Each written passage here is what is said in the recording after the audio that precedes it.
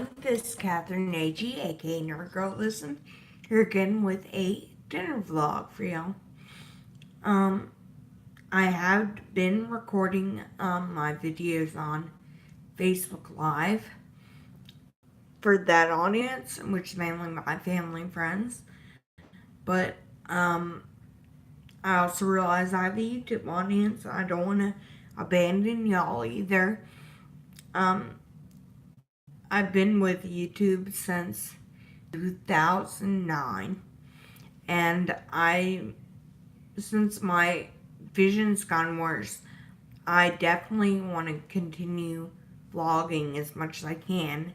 It's honestly one of the best platforms for me to use my associate's degree in mass communication as well.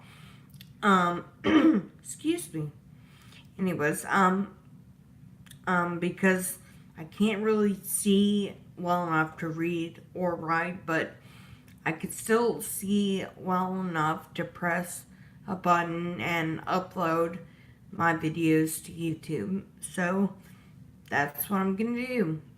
Um, I hope y'all enjoy it. I can't really edit videos like I used to or like I want to take out all the pauses and ums and ahs and all that kind of stuff and really go back and make, I guess, something more artistic than me just talking to the camera. But I know that there's a huge audience of people who appreciate me just talking to the camera. Um, it probably feels more real, I guess, and less fake and edited and whatever. I really miss editing though. I love editing videos. I'd love to get back into it someday if there's a way that I could do it. But for right now, I think this will have to do, which, like I said, isn't horrible. Um, Eventually, if and when I leave the nursing home and continue my career, I moved to Nacogdoches because they have one of the best visually impaired programs in the country at SFA, the local college here. So, lots of it is, though, for training people who assist the visually impaired. So, lots of students in nursing programs and stuff like that will wear blindfolds around the town, and it'll help them visualize what it's like to be visually impaired. But I'm sure that they would appreciate and accept someone who is going visually impaired in the program as well to learn things such as better cane training, navigation, things like that. But I'm totally glad I have my degree in mass communication because there are, excuse me, so many ways for me to use that to my advantage. Excuse me. There we go. To use that to my advantage, and I think it's one of the most visually impaired friendly fields out there, especially since I've been sighted. I still have some sight left, but I was fully sighted until I was 28, and lots of my classes in college had to do with advertising and knowing how to sell your product, how to sell the news, things like that. So lots of it is kind of common sense and learning common sense things and how to appeal to people in a way that they're going to want to read your paper, they're going to want to view your videos, they're going to, want to eat your food, buy your product, whatever. So learning lots of skills and having a degree in that, I think, really helps me.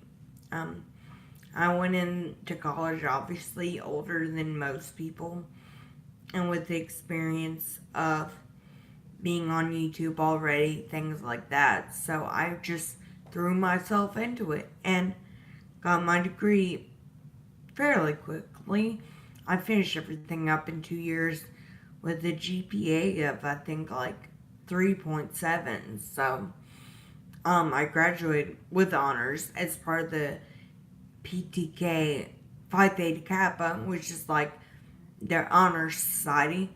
So I got to wear a little red tassel on my graduation gown as I graduated. So I was really proud of myself that I graduated with honors. That going back to college, I threw myself into it totally. Did not waste any time or any money, anything. You know, I didn't waste being there. And I didn't just try and, I guess, like, do my classes over. Some people do them over 3, even like 4 years. And I was like, I'm not going to do that. And my work ethic, I think, was really reflected in my work. And the fact that I got appointed executive editor of the school newspaper after my first semester. I wanted the job and I did not want to let anyone down, and I challenged myself by becoming, I think, more vocal and becoming more of a team leader and kind of rallying everyone together to work hard. And if they didn't work, though, you know, I wasn't one of those people who was really, I guess, mean. I didn't get things done that way. I would just take it upon myself usually to pick up the slack, and maybe that's not the best thing. Looking back on it, maybe I should just force them to do the work, but honestly, I wanted to do it. I wanted to have something to look back on and be proud of, and they didn't. So, you know, as long as I kept my grades up, I was fine. I probably had the most problems the last semester that I attended because of my vision. I was starting to develop kidney problems around that time as well. And I just been diagnosed with gastroparesis in January, along with a visual impairment. So I missed quite a bit of school. I still was able to pass with a high GPA and graduate. But for example, the last paper of the year, it would be like my last paper, I wasn't even able to work on it all, which on one hand was good because it allowed my successors to kind of take over and know what they'd be doing next semester, how much hard work it is. But I was also very sad because I felt I should have been there and working on the last paper myself. But I still had a little goodbye message in there, but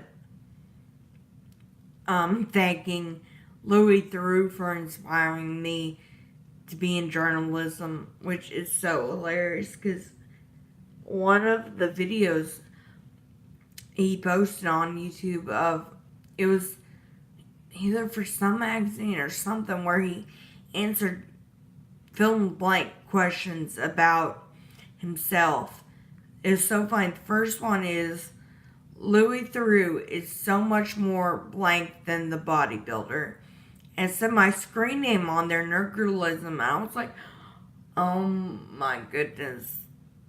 Like, and he tried to guess and he couldn't guess it.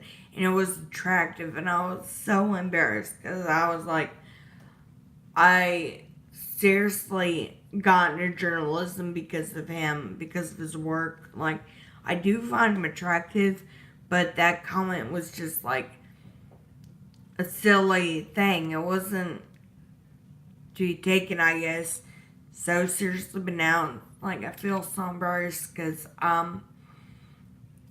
I think he just thinks I just, like, it's not just a physical attractiveness thing. Like, although he is physically attractive to me, like, it's just way more than that. I honestly did get into journalism and got my degree because of watching his show Weird Weekends and knowing that journalism, it didn't have to be just the news. Um, as long as you're truthful and interesting, maybe entertaining, um, journalism is whatever you make it to be. And for me, I wanted it to be entertaining, interesting, throw a bit of myself into every story.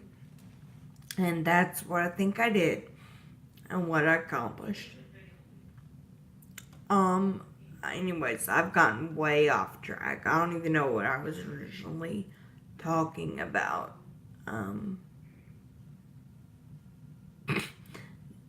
That's what happens to me, I swear. I go off on a tangent and I just connect something else. But, yeah, I think I wanted to mention one more thing before I show up at dinner.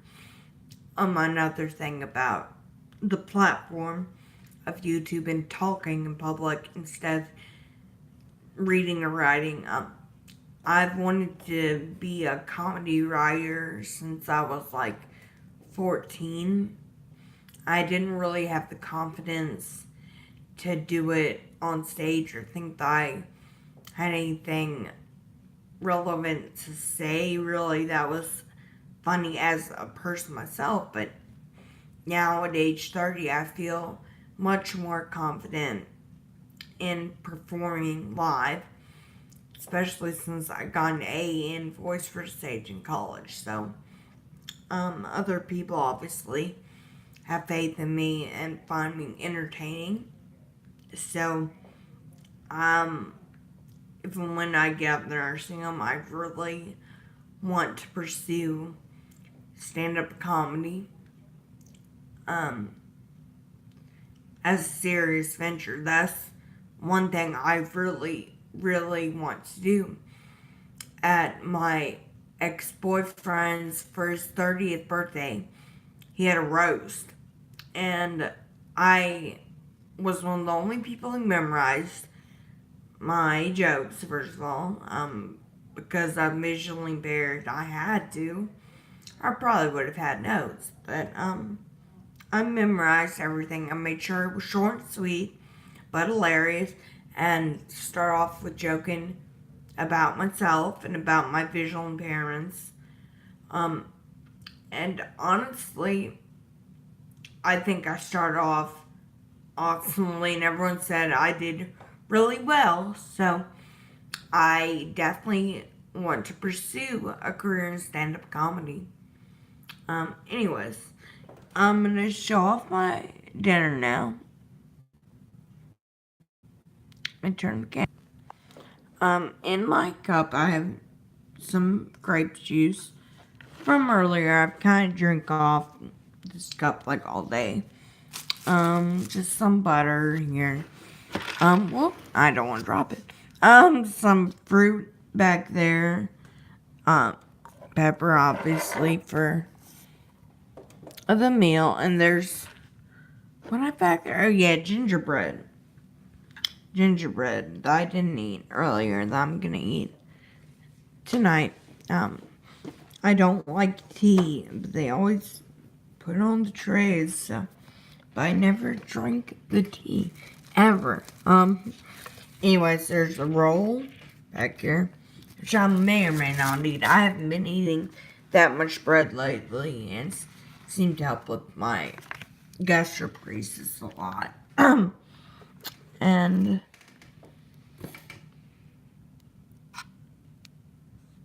what is this? Oh, I asked for the alternate. They gave me the regular tray. Whatever. I'm not even gonna, like, bother with it now, because it's... What is them?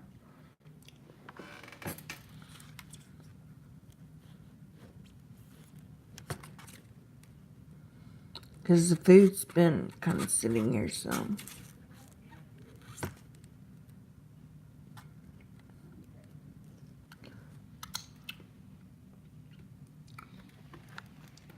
I have no clue what that is. Tastes kind of like salad, but it's like drowning in dressing. That's salad. Anyways, and then steak fingers and fries. I think it might be coleslaw or something. I can't really tell, but I'm gonna definitely press my call button so I can ask for some ketchup.